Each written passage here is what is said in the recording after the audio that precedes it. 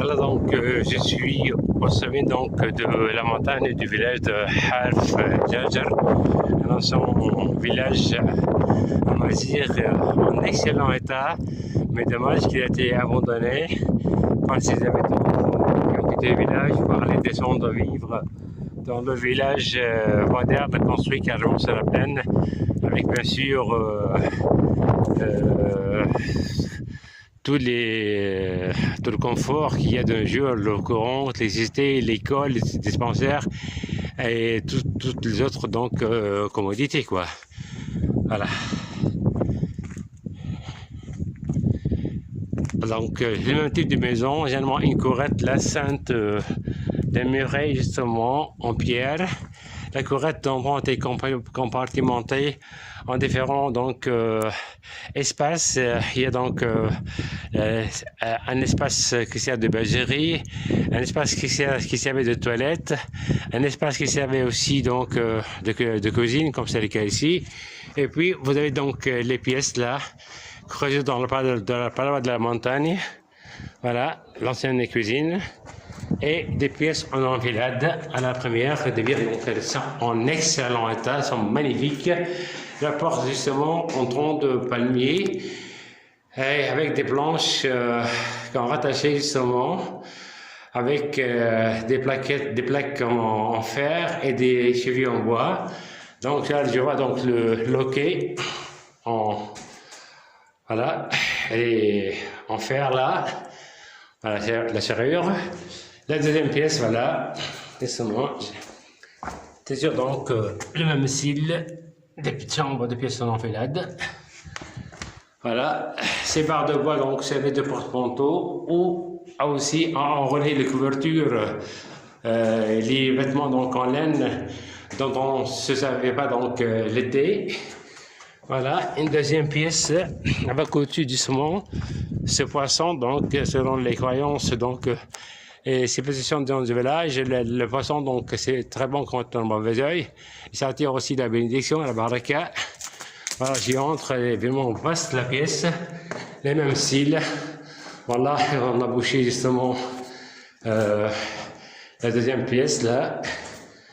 Les murs et les toits, donc, c'est construit avec de la chaux là. Il n'y a aucun risque d'éboulement. Aucun risque d'éboulement. Voilà. Je continue, c'est le même style là. Les habitations sont bien rangées, bien alignées. Donc c'est creusé, c'est excavé dans la paroi de la montagne. On va en encore une autre là aussi. Mais dans le muret donc de la cour s'est écroulé là. Mais l'habitation est toujours là. Avec sa porte, oui. Toujours là, en bois de palmier, et justement une deuxième pièce là, juste derrière la première pièce.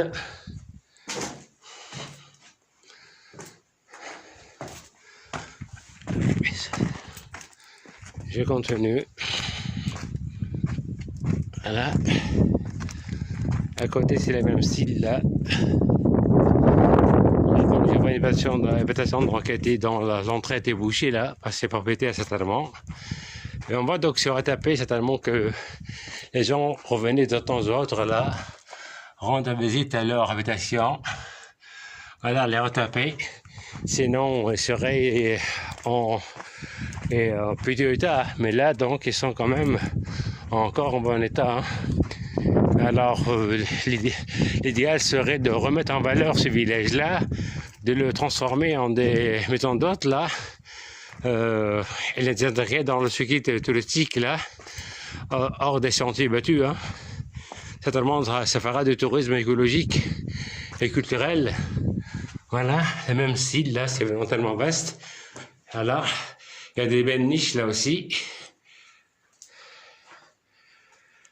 Avec donc justement une pièce et une deuxième pièce communicante. Voilà. Les portes toujours en bois de palmier, c'est le bois disponible dans la région. Le bois donc d'olivier donc est plus noble, donc on le gardait pour la fabrication de meubles. Voilà, là c'est un peu abandonné. Ça devait appartenir en famille assez nombreuse parce que donc là je vois une, deux, trois pièces principales plus les pièces donc communicantes juste derrière. Les paysages il est magnifique, il est satisfaisant. On est donc toujours sur la chaîne, en plein chaîne de Dahar, cette chaîne de montagne qui s'étire de la frontière libyenne de Tunisie jusqu'au moment où on va en Tunisie sur 200 km pratiquement, avec un rayon de 400 à 600 mètres de hauteur par rapport au niveau de la mer.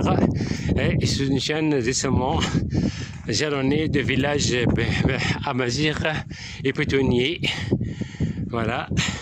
Et tous ces villages-là, ils datent justement du XIe siècle de l'invasion donc de la Tunisie par les tribus nomades hilaliennes de Beni Hilal et Beni Sulaim qui avaient conquis les plaines et refoulé doucement les Amazirs sur la montagne. Et comme on dit, quelque chose de malheureusement, c'était pour les Amazirs un bon refuge naturel pour se mettre justement à l'abri des invasions étrangères.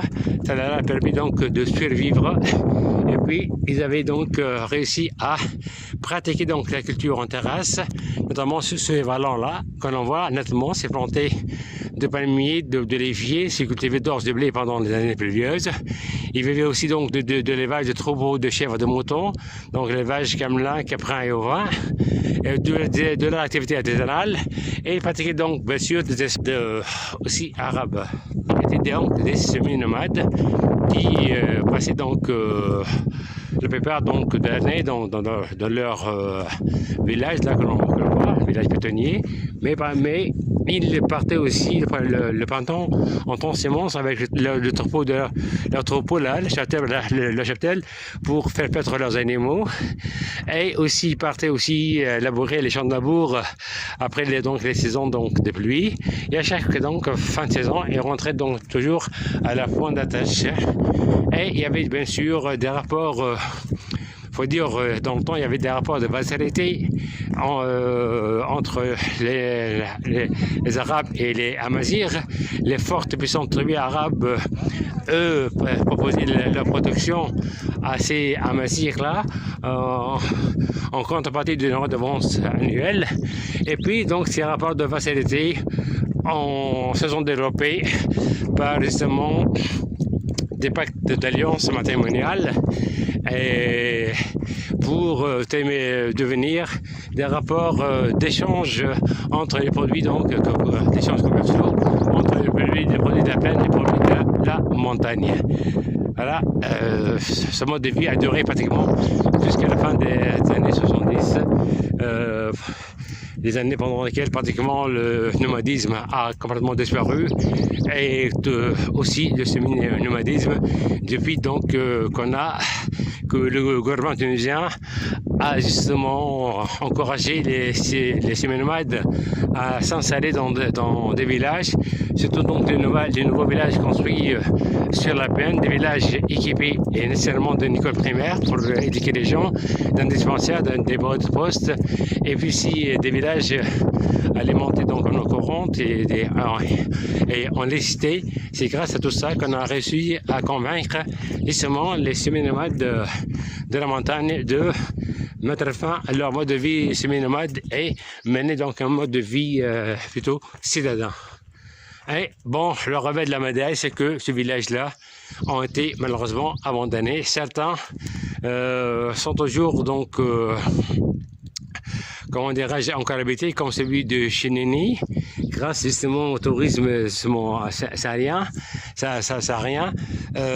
Guelmassa, Duerat, donc ont été abandonnés aussi. Et là, c'est vraiment un excellent, très beau, un grand village. Le nombre justement d'habitations témoigne justement de la grandeur, l'importance de cette tribu donc amazigh qui occupait la région.